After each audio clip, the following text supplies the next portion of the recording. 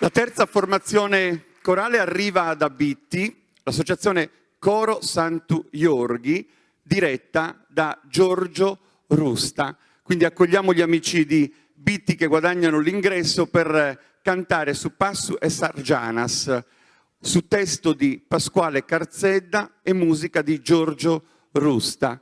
Eccoli qua gli amici di Bitti.